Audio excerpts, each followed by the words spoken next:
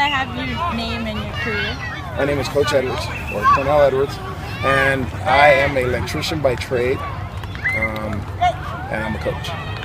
Okay. And have you ever had, or what is your experience with children with that specific area of child development, like children from elementary and that age? What's my experience with children of elementary? Well, this is my third year coaching Tiny Mikes, which is 5-year-olds to 7-year-olds. I also coach wrestling, and I coach little kids to big kids. So I was coaching the best. And do you have any specific rules or guidelines that you apply to the kids? Rules or guidelines, besides the typical rules of make sure the kids keep their hands to themselves, they treat everybody equally. I'd probably say the biggest thing is on bullying, is it goes both ways, because the whole bullying thing is getting out of hand as far as bullying the kids.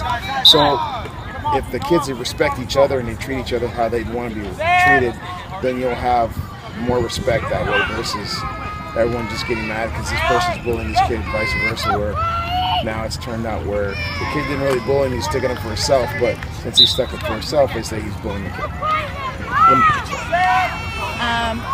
And have you ever experienced anything unusual or strange with the kids? I can't really say.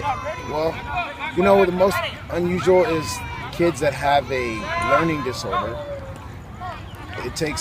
They're unusual in their own way they learn. So they learn things completely different, where you might have to tell them 60 times and they finally pay attention and listen, okay. Where the average kid, you tell them 10 times, they still won't remember it, but you tell them 20 times, they remember it. So the kid with the learning disorder, he might not get it, but once he understands it, or you have to explain it to him a different way than the traditional educational way, where for them to grasp it, because their mind sees things differently, especially when the way they interact with kids, or they see something that's theirs. For example, what you just said, anything unusual. I had a little kid, he's really spoiled, ADHD, and he doesn't like to share. So he didn't like to share, so I turned it around on him, and he wanted his little train, and I had his train, so he wanted his train, so I gave it back to him and asked him, let me play with his other train, and he wouldn't let me. So then I went and found another train that he didn't pay attention to, and then I was playing with it, and he got mad, because he wanted the train. So I said, well, let me see your train. And he had all his trains named, and I said, well, let me see that train. And I'll give this one back to you. So he finally understood, so I gave him back his other train, and then we played together.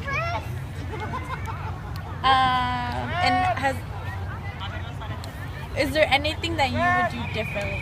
So as a parent, as a coach, is there anything you would do differently? More patience. Instead of we're really fast to get everyone's quick to see something one way instead of stop, wait, breathe, and listen, and let them talk. That's the only thing. Okay. Well, that's pretty much it. Thank you for your time. What is your name and your career? Christina Quintana, and I teach 4th grade. Okay, and what is your experience dealing with elementary school children? I've worked in the elementary school for 16 years. I started in 4th grade, moved down to 3rd, and then taught 1st grade for the last 7. And do you have any specific guidelines or rules you follow with these children? Rewards and consequences. So positive behavior gets rewarded, and behavior that is not wanted gets a consequence. Okay. And how have you raised your own children? My own children, or my children in the classroom? Your own children. My own children. We follow the same rule. Everything has a consequence, basically.